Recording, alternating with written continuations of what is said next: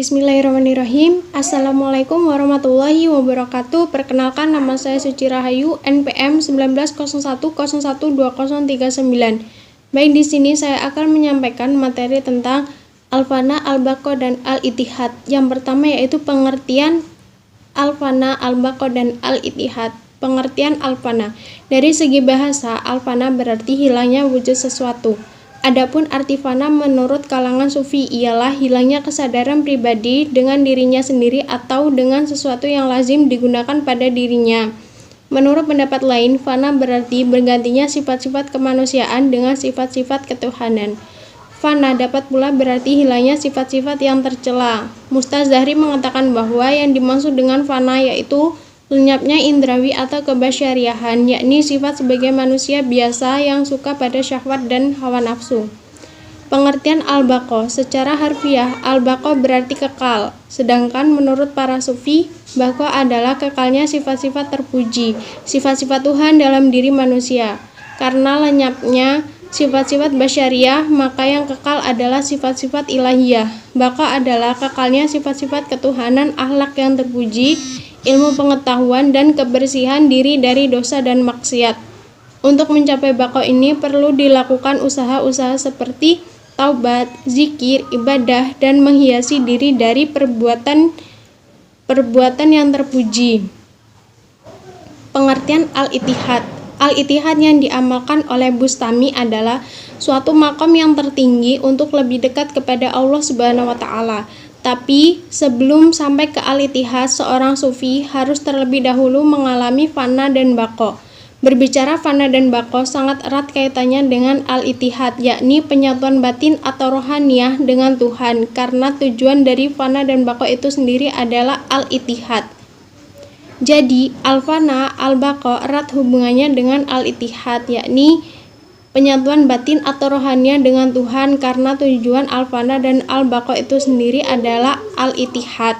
Al-fana, al-baqa, dan al-ittihad. Tujuan fana dan baqa ini adalah untuk mencapai persatuan secara rohania dan batinia dengan Tuhan, sehingga yang disadarinya hanya Tuhan dalam dirinya. Adapun kedudukannya adalah merupakan hal, karena hal yang demikian tidak terjadi terus-menerus dan juga karena dilimpahkan oleh Tuhan. Fana merupakan keadaan di mana seseorang hanya menyadari kehadiran Tuhan dalam dirinya dan kelihatannya lebih merupakan alat, jembatan, atau makom menuju ittihad. Berbicara fana dan al-baqa ini erat hubungannya dengan al-ittihad, yakni penyatuan batin atau rohania dengan Tuhan, karena tujuan fana dan baqa itu sendiri adalah al-ittihad.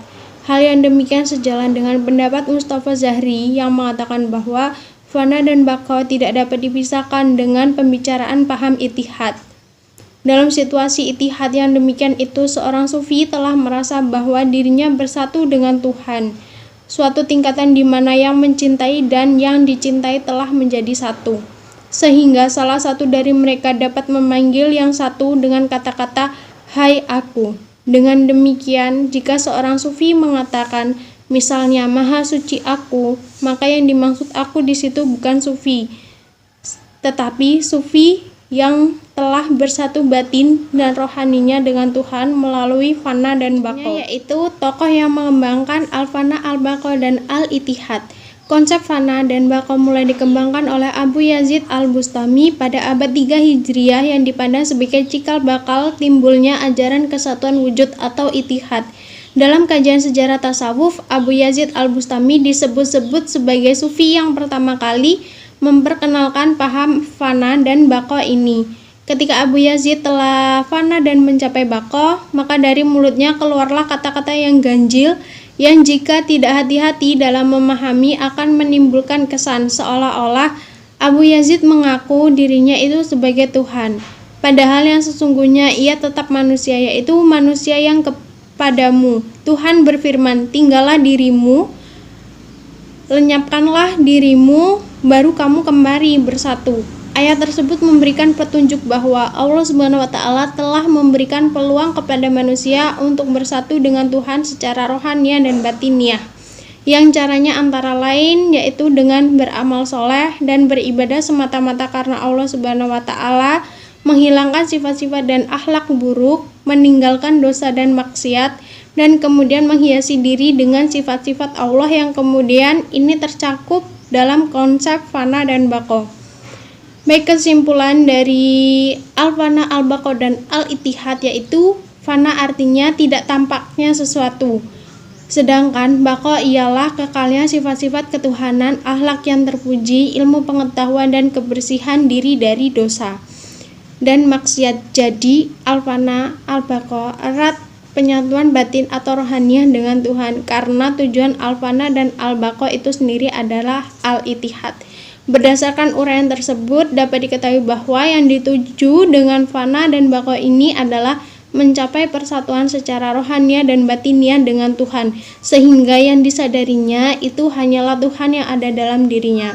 Baik, mungkin itu saja yang dapat saya sampaikan, kurang lebihnya saya mohon maaf. Saya akhiri. Wassalamualaikum warahmatullahi wabarakatuh.